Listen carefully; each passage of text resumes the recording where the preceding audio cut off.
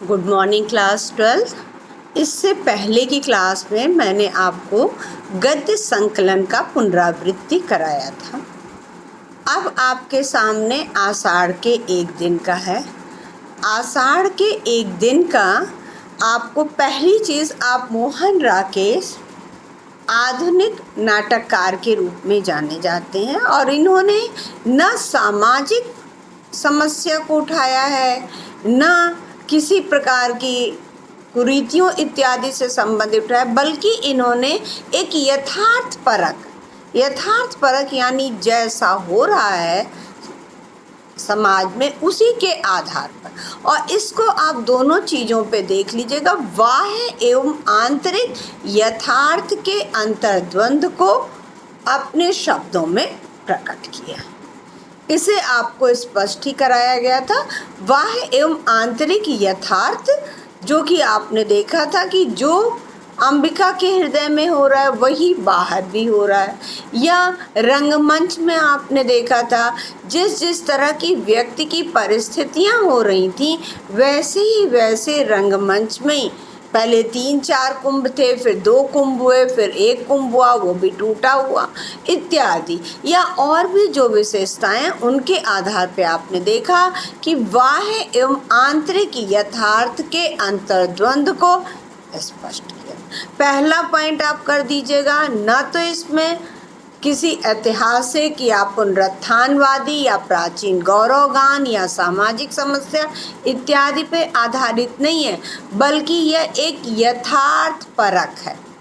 और वह यथार्थ परक होने के कारण विश्व की किसी भी भाषा में इसीलिए यह नाटक सफल माना गया। क्योंकि विश्व की सभी भाषाओं में, सभी स्थानों पर, सभी पीढ़ियों में इस तरह के अंतर्द्वंद दिखाई। दूसरा पॉइंट डालिएगा, बाह्य एवं आंतरिक यथार्थ के अंतर्द्वंद को स्पष्ट किया गया। अब उसको आप उदाहरण दे करके स्पष्ट कर दीजिएगा। बाह्य, जिस प्रकार से आप देखते हैं ना, बिजली की चमक, मेघ का गर्जन आप देखते हैं, उसी तरह से अंबिका के या कालिदास के पैरों की आहट दूर होने जाना, या फिर उन जब वह राजकर्मचारी आते हैं उन राजकर्मचारियों की घोड़ों की आहट और फिर दूर हो जाना, तो ये सब क्या है, ये आपको उन्होंने एक बिंब, एक संकेत दे दिया है। तो इसी के आधार पर स्पष्ट करिएगा कि बाह्य एवं आंतरिक यथार्थ के अंतर्द्वंद के लिए। तीसरा पॉइंट आप देखिएगा, 2 तरफ पात्र लिए गए हैं, एक मल्लिका कालिदास वाला और एक आप अंबिका मातुल का देखिएगा। दोनों अपने अपने जो भी पालित हैं, यानी जो भी संतान इत्यादि उनसे दुखी हैं, लेकिन दुखी होने के कारण भी आप दोनों के चरित्र में अंतर देख रहे हैं। कहाँ मातुल के अंदर चाटुकारिता है, मातुल के अंदर वाचालता है, और वहीं आप देखते हैं कि अंबिका कम से कम शब्दों का प्रयोग करती है, संस्कार है।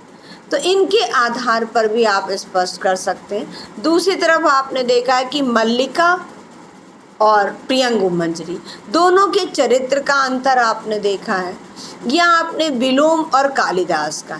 लेकिन विलोम जो है वह एक सशक्त पात्र है।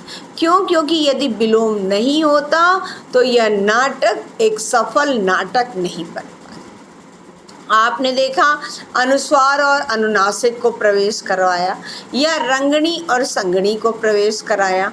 क्यों कराया? क्योंकि उनके द्वारा ही आज की जो कार्य प्रणाली है उसके ऊपर भी व्यंग किया गया, और साथ ही साथ अनुस्वार और अनुनासिक को आपको जो प्रियंगु मंजरी और मल्लिका के बीच की बातचीत है वहाँ भी आपको स्पष्ट हो गया था।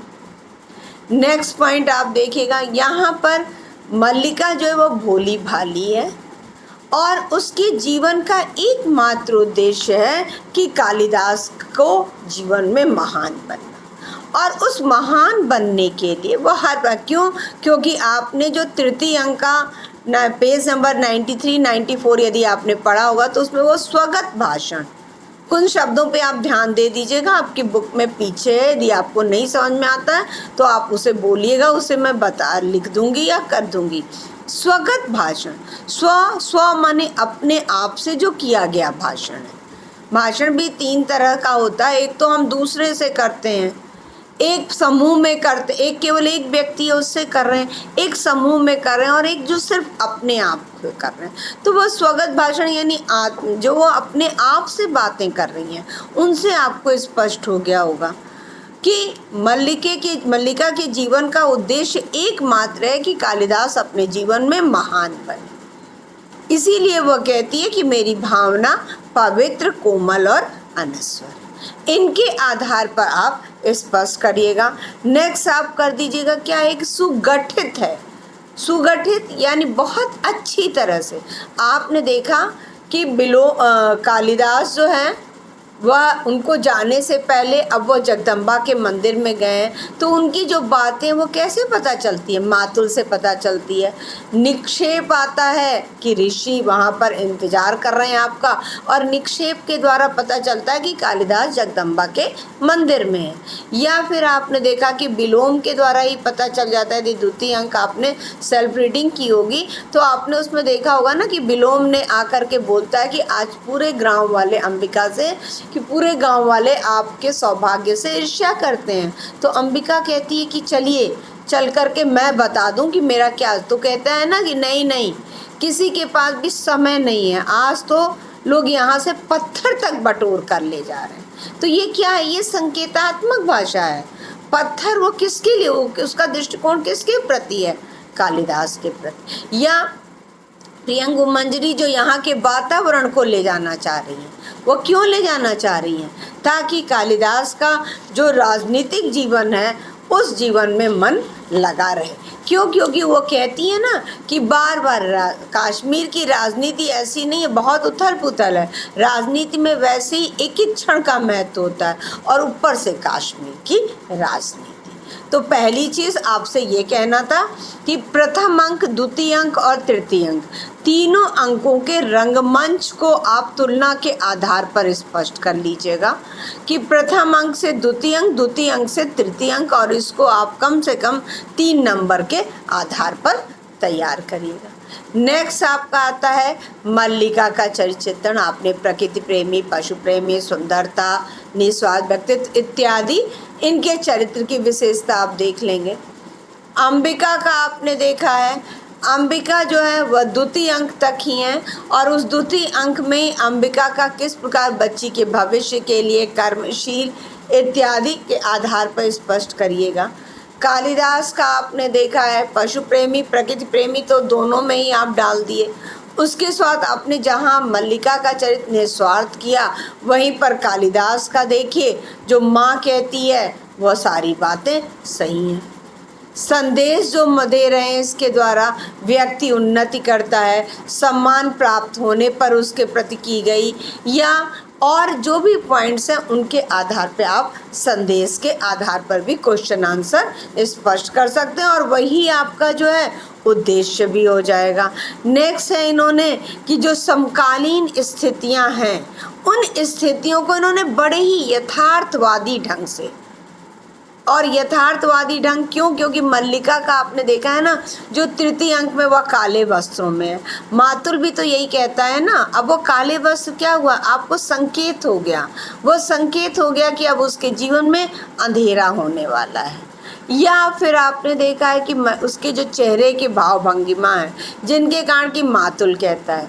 तो इनके आधार पर आप स्पष्ट कर दीजिएगा। और नेक्स्ट आप जो स्पष्ट करेंगे वह अनुस्वार और अनुनासिक के द्वारा सरकारी कामकाज के ऊपर करिएगा।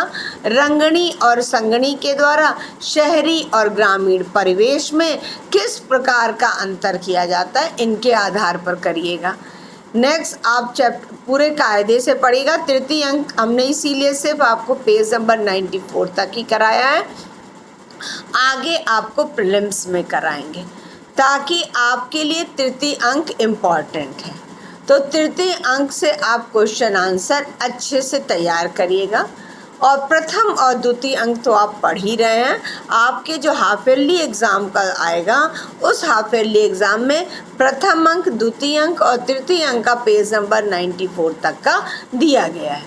और मोहन राकेश के लिए आप यदि उनका आता है तो उनके लिए आप डाल दीजिएगा कि उन्होंने वह आधुनिक नाटककार हैं, उनका नाटक सफल नाटक इसलिए है क्योंकि उन्होंने किसी प्रकार की सामाजिक या किसी प्राचीन गौरवगान या कुरीति नहीं, बल्कि मानव मन के अंतर्द्वंद, और वह अंतर्द्वंद के लिए सबसे अच्छा यही है कि इन्होंने बाह्य एवं आंतरिक यथार्थ के अंतर्द्वंद को अच्छी तरह से स्पष्ट किया।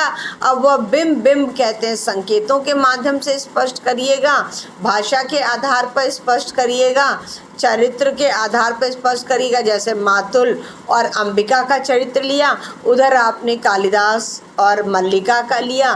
प्रियंगु मंजरी में विलोम के आधार पर स्पष्ट करिएगा, और साथ ही साथ प्रत्येक घटनाएं, एक घटना दूसरी घटना से किस प्रकार से जुड़ी हुई है, ताकि कि वह अपनी बात को स्पष्ट कर सके।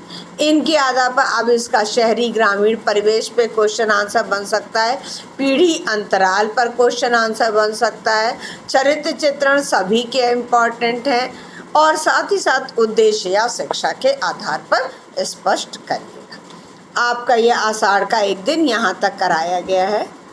यदि आपको अभी भी कहीं दिक्कत है तो आप उसे लिख सकते हैं, उसका समाधान किया जाए।